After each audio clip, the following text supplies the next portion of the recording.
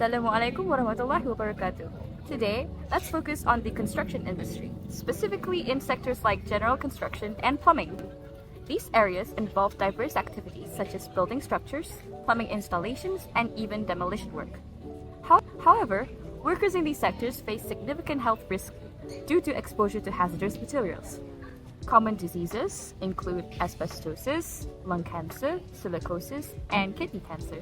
These conditions often stem from prolonged exposure to asbestosis, silicate dust, or other harmful substances on construction sites.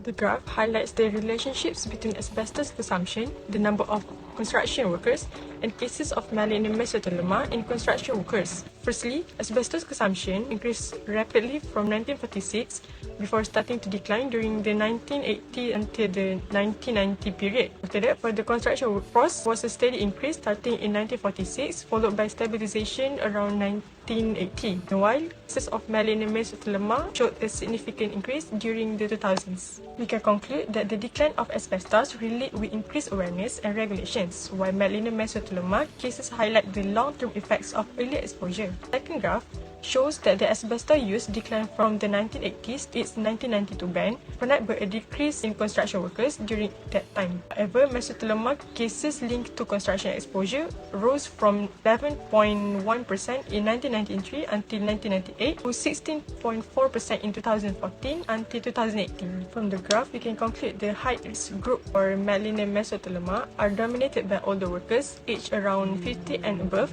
along with male workers. Among the most vulnerable are those in critical occupational roles, possible risk factors, and workplace conditions.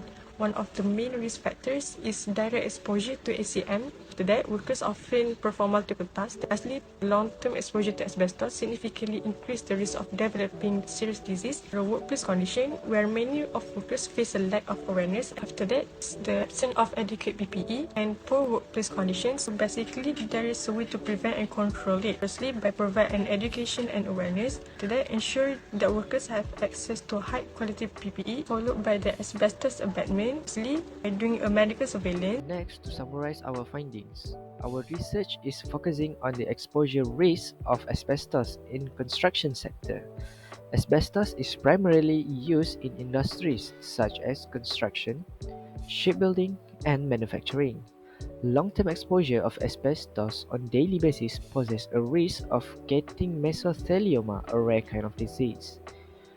Number 2, the long latency period of asbestos exposure is the most critical factor in this research. The malignant mesothelioma has a long latency period.